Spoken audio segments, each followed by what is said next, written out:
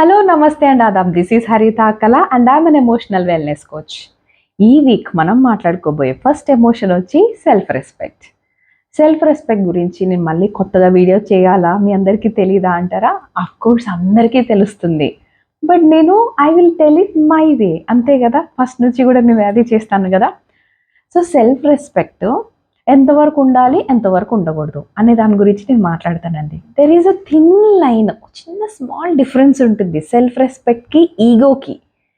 ఇది కొంచెం దాటేమంటే ఈగోలోకి వెళ్ళిపోతుంది. వాడి కోసం నేను వంగటం ఏంటి, దానికోసం నేను ఫస్ట్ కాల్ చేయడం ఏంటి, ముందు అది కదా వెళ్ళిపోయింది, అదే రావాలి నా దగ్గరికి, కైండ్ ఆఫ్ యునో, అది ఈగో అనమాట. సెల్ఫ్ రెస్పెక్ట్ ఏంటి ఏంటి మనము మన రెస్పెక్ట్ని, మన గౌరవాన్ని వేరే వాళ్ళ కోసం వదిలేసుకున్న తర్వాత, సపోజ్ సారీ చెప్పకూడదు, అక్కడ మనం నిజంగా తప్పు చేయలేదు కానీ చెప్పేశాం సపోజ్. తర్వాత ఏమవుతుంది, మనం సెల్ఫ్ రెస్పెక్ట్ కోల్పోయాం కాబట్టి లోపలున్న కాన్షియస్నెస్ ఉంటుంది కదా, అది తింటూ ఉంటుంది. నేను చెప్పేది కాకుండే, నేను యాక్చువల్గా ఏం తప్పు చేయలేదు, నాతోనే జరుగుతుంది కానీ నేనెందుకు సారీ చెప్పాను చీ అని సెల్ఫ్ హార్మ్ వైపు వెళ్ళిపోతూ ఉంటారు. జనరల్గా అందరూ కాదు, బట్ జనరల్గా జరుగుతుంటుంది.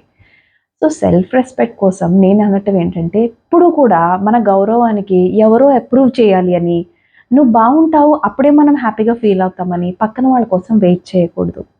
Yeah, I hope this video is helpful to you. Thank you so much for watching this video. Have an amazing day.